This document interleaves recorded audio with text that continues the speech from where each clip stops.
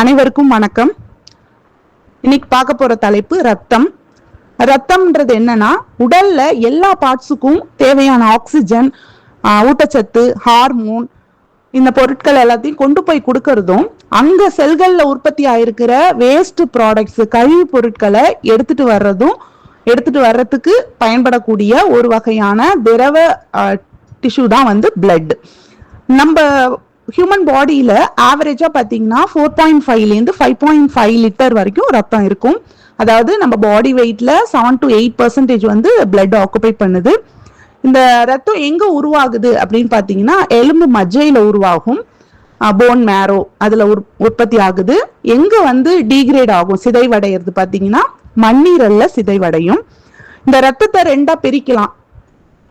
50 to 55% plasma இருக்கும்.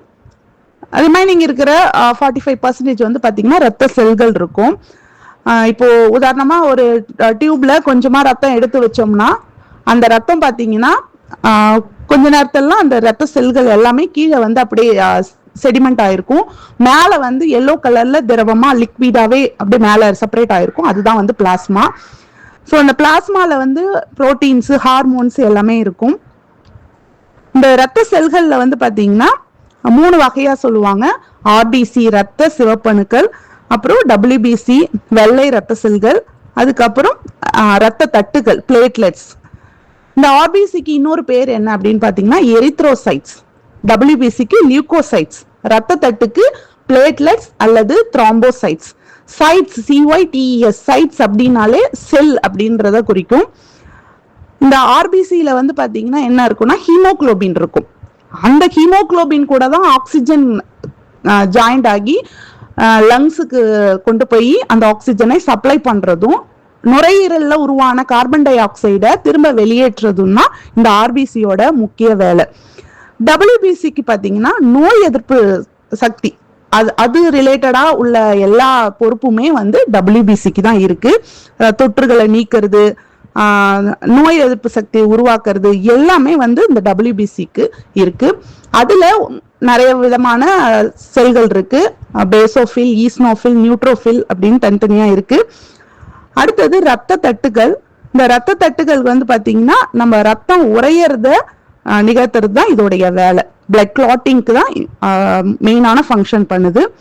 இந்த ஆர்பிசியோடைய ஆயுட்காலம் அப்படின்னு பார்க்கும்போது 120 நாள். அதனாலதான் அந்த பிளட் டொனேஷன் பண்றவங்க எல்லாம் 3 months once blood donate again பண்ணலாம் அப்படின்னு சொல்லியிருப்பாங்க.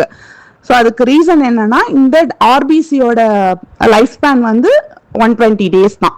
அதுக்கப்புறம் அது சிதைவடைஞ்சிரும். எங்க சிதைவடையும்னா மண்ணீரல்ல. அந்த ஆர்பிசி கம்ப்ளீட்டா சிதைவடைஞ்சிரும். அந்த மண்ணீரல் சிதைவடைகிறதுனால மண்ணீரல் என்ன சொல்லுவாங்கன்னா ஆர்பிசியோட கல்லறை அப்படின்னு சொல்லுவாங்க. உருவாகிறது எலும்பு மஜ்ஜை, சிதைவடைகிறது மண்ணீரல். அதே மாதிரிதான் டபிள்யூபிசி ரத்த தட்டுக்கள். டபிள்யூபிசியோட ஆயுட்காலம் பாத்தீங்கன்னா ஆவரேஜா 13 to 20 நாட்கள்.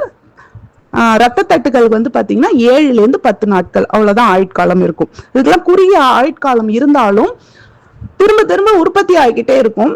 அது முழுமையா சிதைவடையாம மறுசுழற்சிக்கு இன்வால்வ் ஆகும். இந்த ரத்த ஓட்டம் பத்தி யாருக்கு ஃபர்ஸ்ட் கண்டுபிடிச்சா அப்படின்னா வில்லியம் ஹார்வே. அடுத்தது ரத்த வகைகள்.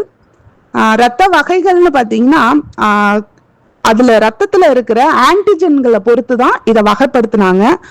முதல்ல லான்ஸ்டீனர்ன்றவர் தான் வகைப்படுத்தினாரு. மொத்தமா 4 வகையா பிரிச்சிருக்காங்க. O, A, B, AB. இது கூட RH அப்படின்னு போட்டிருப்பாங்க. நீங்க பிளட் டெஸ்ட் எடுத்து உங்களுக்கு என்ன ரத்த வகைன்னு செக் பண்ணும்போது அதுல RH பக்கத்துல போட்டிருப்பாங்க. அது முதல்ல ரீசஸ் மங்கி அப்படின்றதுல டெஸ்ட் பண்ணதுனால அந்த RH ஆன்டிஜன் மென்ஷன் பண்ணிட்டாங்க. அதனால RH ரீசஸ் அப்படிங்கிறதுனால தான் அது RH குறிக்கிறாங்க. அது பிளஸ் மைனஸ் குறியீடோட அந்த காரணியை நம்ம அது கூட சேர்த்து சொல்றோம். இதுல O அப்படிங்கிறது என்னன்னா, பொதுவா அது யுனிவர்சல் டோனார் அப்படின்னு சொல்லுவாங்க. அவங்க யாருக்கு வேணாலும் ரத்தம் மற்ற வகை குரூப்புக்கெல்லாம் கொடுக்கலாம் அப்படிங்கிறதுனாலதான் அது யுனிவர்சல் டோனார். ஏபி அப்படிங்கிறது காமனா பாத்தீங்கன்னா யூனிவர்சல் ரெசிபியன்ட். அவங்க எந்த வகையான ரத்தத்திலேருந்தும் வாங்கிக்கலாம் அப்படிங்கிறதுனால அவங்க யூனிவர்சல் ரெசிபியன்ட் அப்படின்னு சொல்றாங்க. நம்ம இந்தியால பாத்தீங்கன்னா அதிகமான பேர் இருக்கிறது வந்து O பாசிட்டிவ், அதுதான் அதிகமா இருக்கும். தேங்க்யூ.